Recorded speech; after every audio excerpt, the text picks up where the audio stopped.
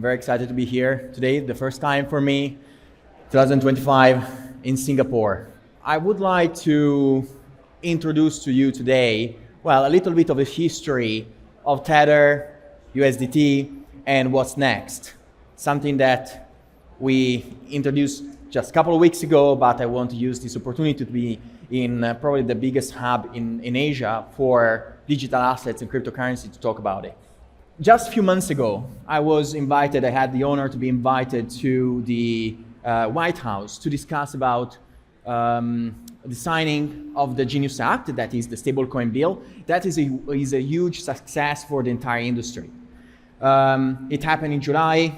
Many industry leaders were there. I'm very proud, as Tether being the company that created the first stablecoin in 2014. After 11 years, you get the most important country in the world, the United States, to recognize the importance of the technology. We all remember the past administration in the United States, how aggressive it was against crypto companies. We are very thankful to the new administration to have changed that. We have been seeing a dramatic also change from the regulators. Think about the SEC dropping many cases, the OCC being more upfront in supporting banks that give access to crypto companies. That's also beautiful to see, and all happen in one single year, right? For after 11 years that this technology have been around, in one single year, everything changed. And I believe that is the year that is going to set the pace for the growth of the stablecoin industry to trillions and trillions of dollars. So USDT is the digital dollar for the emerging markets, is a dollar that is used today by 500 billion people in all the developing countries. The reason for that has been mainly the necessity of people, communities, families, fathers, mothers of families living in high inflation countries to have access to a stable currency. Of course, if you live maybe in the United States and Europe, where the inflation is 3-4% per year, although we complain about it, I'm Italian, still we complain about inflation being at 4%. We don't see much the need of stable coins, but the reality is that 30 billion people in the world, that's half of the population of the world, are underbanked or unbanked or live in countries where the inflation is 50% year over year, where the devaluation of the local currency is insane. If you take Turkey, the Turkish lira devaluated against the US dollar around 80% in the last 5 years against the US dollar. In Argentina, the Argentinian peso lost 98% of its value against the US dollar in the last 10 years. So imagine to be a father of a family in Argentina, or a mother of a family in Turkey. You want to save in something that will protect your kids from the inflation, will protect your ability to to offer them school and good schooling and to buy groceries and all that. So that's why the biggest realization that we had at Tether is that crypto is an amazing industry, but the potential of stable coins and in general crypto is actually outside of our crowd. We live in ourselves, all of us that are mostly here, have the luck to be in a situation where we have a lot of time to spend to understand the complexity of crypto, the technology, but 99.9% of the population of the world does not have that luck, does not have that time. They just need something that will protect their families, that protect wealth, because what they have available in their countries is not good enough. And so here's the chart of the growth of USDT. You can see when it started going parabolic. It started going parabolic when something very dramatic happened. That thing is the pandemic. So in 2020, March 2020, you can see that very clearly from the growth. In March 2020, the pandemic hit. And suddenly, immediately, the market cap of USDT went parabolic. Why is that? You know, we understood this, you understood the reason of this parabolic growth only 2 years ago. It's 2025, it happened in 2020, but actually the dynamics that made it happen became clear to us only 2 years ago, because we started studying, we wanted to understand, and what we discovered is that if you think about the emerging markets, you have two very common things. There is a higher percentage of youth, so there are more kids. Population on average is younger. Second, they're still very digital. So the kids from 2017 to 2020 were the ones that, and being kids, being more prone to change and technology, were the ones in the emerging markets that learned about crypto. And when the pandemic hit in 2020, you had entire economies, entire countries suffering a lot. You had all nations suffered from the pandemic, also rich nations, but of course the poorer nations suffered more. And you know, in these nations, what parents were used to do was simply going out in the streets, in the black market, and buy cash dollars. Think about, again, Argentina, Turkey, Vietnam, Nigeria. So everyone, before stablecoins, to escape the inflation of their countries and the devaluation of their national currencies, were just getting the streets, buy cash dollar, putting them under the mattress. But guess what? During the pandemic, is March 2020, if you try to go out in the streets, what happens? You catch the virus, everyone is panicking, you cannot go out. In many countries, you cannot go out from the house. So what do? You talk to your kids, you talk about it, and your kids are replying to you, well, Mom, well, Dad, I have a better version of the dollar. I can keep it on the smartphone. So that single thing triggered that enormous growth that you can see from 2020, from March 2020. I believe that is very humbling, because I didn't realize it immediately when it happened, and is humbling to see how a technology can actually change the lives of hundreds of millions of people. To say this, I believe that one other important feature of money is that is the ultimate social network. Money is a way for people to interact with each other, to agree on things, to establish trust. And so realizing that money is the ultimate social network, there are better form and worse form of money, but is a way to think about it as the backbone of humanity. Money is peer-to-peer, allows, and especially with blockchain, money became or went back to be peer-to-peer.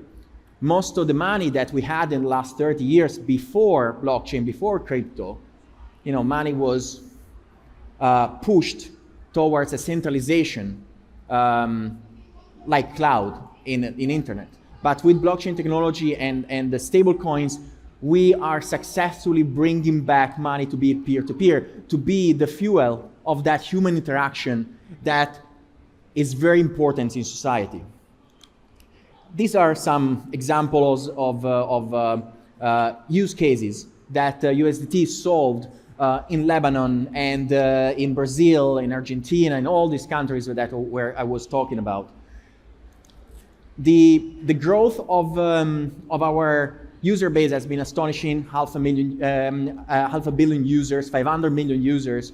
The crazy statistic we're going to see in the next slide is that USDT user base has been growing parabolic as well. Now is about word of mouth. We have reinvested.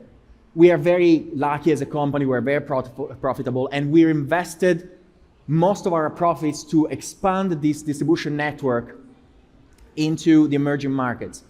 We have digital and physical distribution means. Physical, for example, we own chains of hundreds of thousands of ATMs, kiosks, bodegas in Central South America, and in Asia. We are building kiosks in Africa to provide local electricity through solar panels and rechargeable batteries to local communities. And on top of that, all that economy that we are creating in these villages in Africa and among these villages in Africa is settled in USDT. So to protect them further from, so we give them energy, but also a better form of money than what they're used to in their country. And so when I say money is a social network, money is actually what brings people together and allow them to also start creating interaction across all these villages and also globally, right? So you bring through a stablecoin, through USDT, we are seeing that entire villages come online and are now able to interact and deal with the rest of the world into a global economy. I think one interesting statistic is that USDT customer base or user base grows by 30 million new wallets per quarter. That's again why I say it is almost like a social network, because it's almost like it's growing at the pace of Facebook, word of mouth, friends talking to their friends, explaining how important it is to have access to your own wealth and keep control over your own wealth. Couple other statistics, $174 billion in market cap. It's all thanks to you. Thank you very much for trusting us with this incredible number. We are very humbled. In 2014, when USDT was created, our most hopeful statistics of growth were telling us that USDT would become between $100 million and $1 billion market cap, and now we're 174 billion. And again, this is a testament of when you create a product that is very simple, but to solve a very life-changing use case, it just grows like weed. $45 billion in daily transfer volume on average. The other statistic that I like a lot is 35% of the USDT users are using USDT, actually of the USDT supply, so it's a huge number, is using USDT as a savings account. Again, this speaks to the fact that not everyone is so lucky to have a bank account, a credit card, a debit card, a Cash App, Zelle, you name it. Not everyone has that luxury. And actually, half of the people of the world don't have that luxury. You know, some journalists, especially from some US media outlets, attacked Tether for such a long time, saying that we were servicing a niche.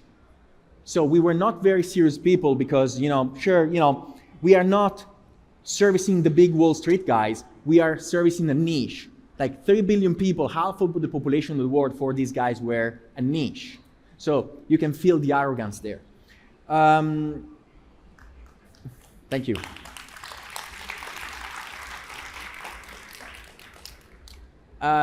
We are not a nation, but if Tether was a nation, we would be the 18th largest holder of US treasuries.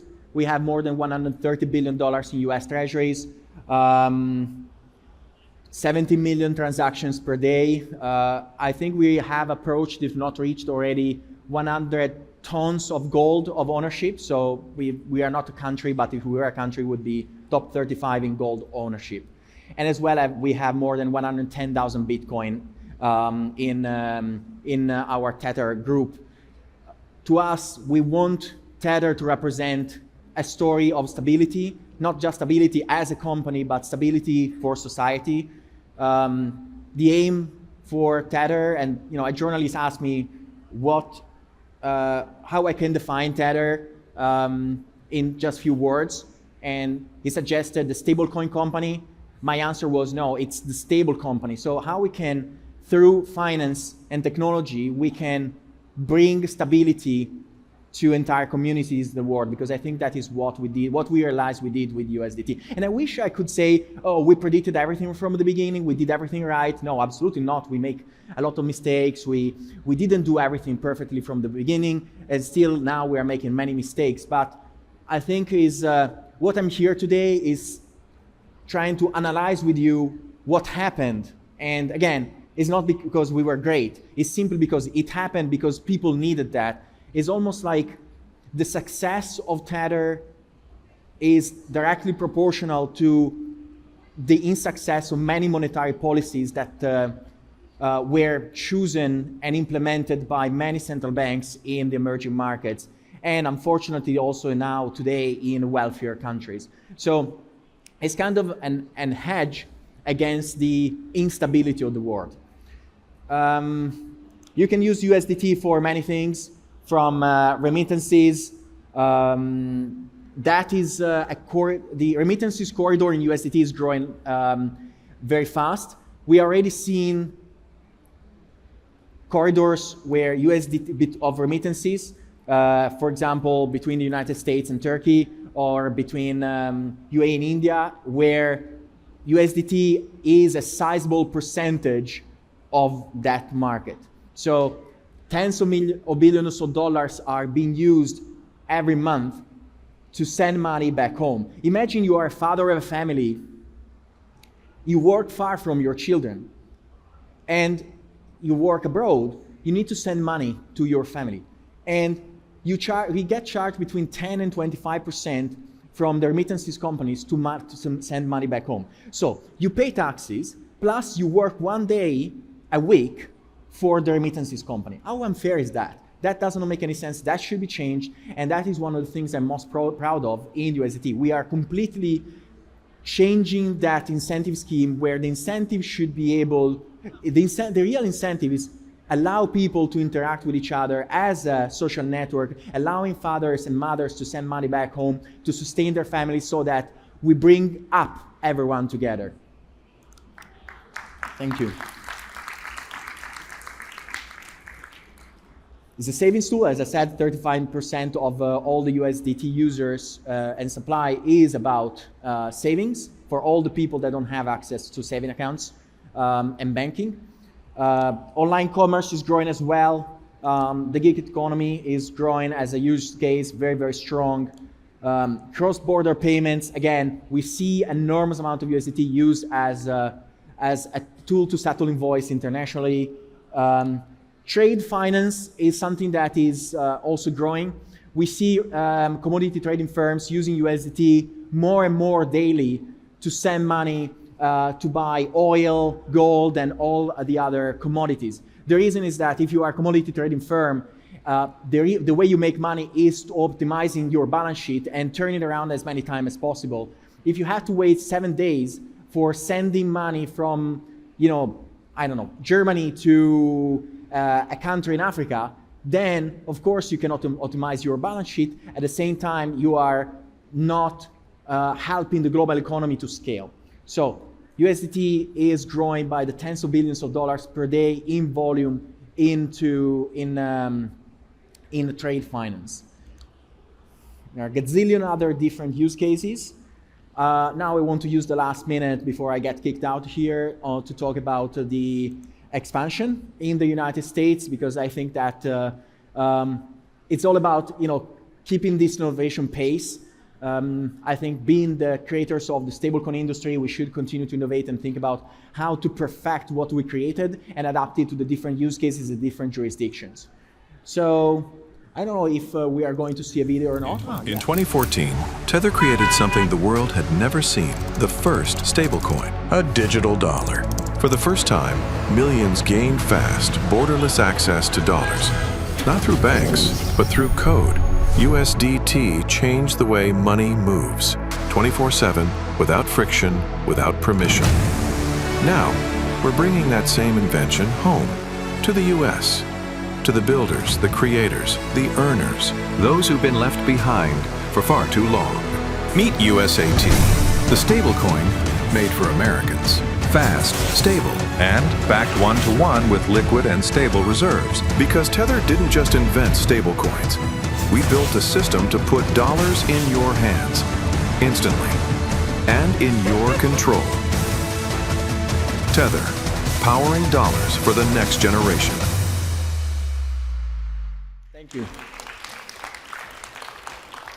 So when the Genius Act passed, and this also thanks to Bo Hines, I think he's here in the room somewhere, but and a huge unlock happened, and now we are seeing hundreds and hundreds of companies willing to launch stablecoins, be interested to launch stablecoins. And we are very happy. We don't fear competition, we embrace competition. We believe that creating use cases and empowering people through new technologies is the only way to go. So I thank you very much for your time today, for listening to me. I hope that was interesting, and see you soon. Thank you.